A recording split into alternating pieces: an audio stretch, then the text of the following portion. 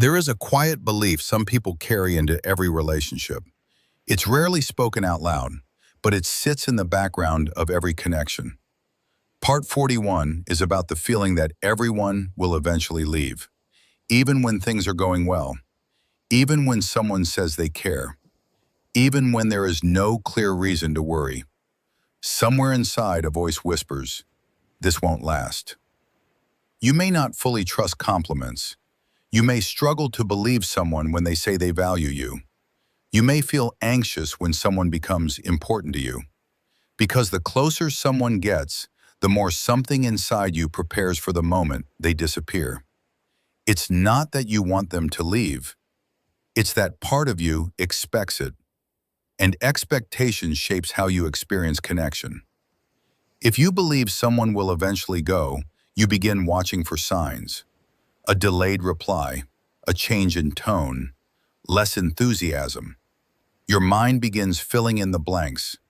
They're losing interest. They're pulling away. They've found someone better.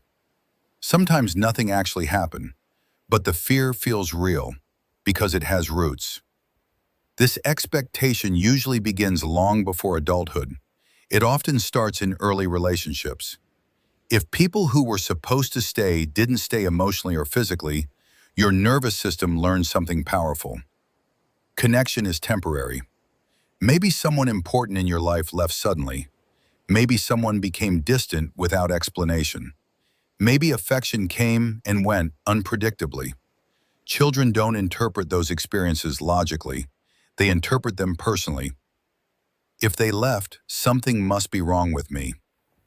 That belief may not stay conscious, but it becomes embedded. Part 41 goes deeper. When you expect people to leave, it changes how you behave in relationships.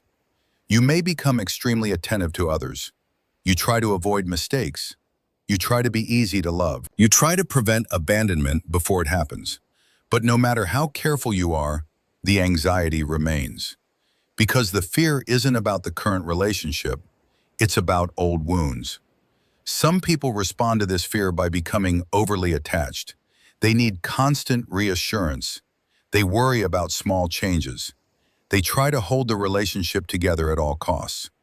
Others respond the opposite way. They keep emotional distance. They avoid getting too close.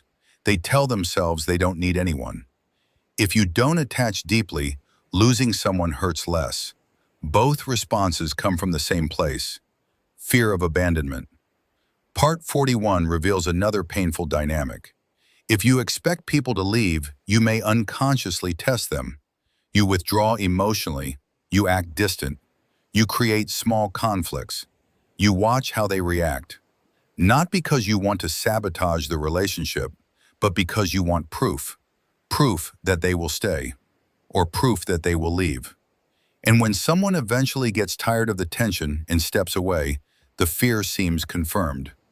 See, everyone leaves. But what you experienced was not proof of your unworthiness. It was the result of a protective pattern. Part 41 goes deeper still. Sometimes expecting abandonment feels safer than trusting stability. If you assume someone will leave, you believe you are emotionally prepared. You won't be surprised. You won't be blindsided. But the cost of constant preparation is emotional exhaustion. You never fully relax into connection. You never fully enjoy closeness. You are always halfway ready to say goodbye. This state is often called hypervigilance. Your nervous system scans for emotional threats. And because relationships are unpredictable by nature, there will always be something your brain interprets as danger. Part 41 uncovers something important. Expecting abandonment often has less to do with other people and more to do with how safe you feel inside yourself. If you believe your worth depends on someone choosing you, then their leaving feels like proof that you are not enough. But if you develop internal stability, someone leaving becomes painful, not defining. Your value does not disappear because someone else walks away. Part 41 moves toward healing. Learning to trust connection again takes time. It requires noticing the pattern. Notice when your mind assumes someone will leave. Notice when you start searching for signs of rejection. Notice when anxiety appears even though nothing is wrong, and gently question it. Ask yourself, is this happening right now, or is my past speaking? Because not everyone leaves. Some people stay. Some people communicate. Some people choose connection even when things become difficult. But if you expect abandonment in every relationship, you may miss the evidence of stability when it appears. Part 41 reaches its emotional core. You didn't start expecting people to leave because you are pessimistic. You started expecting it because it happened before. Your nervous system adapted. It tried to protect you from experiencing that pain again. But protection can turn into limitation. When you expect every connection to end, you never fully allow it to begin.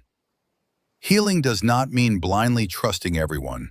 It means allowing people the opportunity to prove they are different from those who hurt you. It means allowing connection to unfold without writing its ending in advance. And slowly, through repeated experiences, your nervous system learns something new. Not everyone disappears. Not everyone withdraws love. Not every connection collapses. Some people stay longer than you expect. Some people show up consistently. Some people value you in ways you may not yet believe. And when that happens, something inside you begins to soften. The belief that everyone leaves slowly loses its power because connection stops feeling like a temporary illusion and starts feeling like something that can actually last. You don't need to assume abandonment to survive. You only needed that belief once. Now you are learning something new, that some people stay, and that you are worthy of being someone they stay for.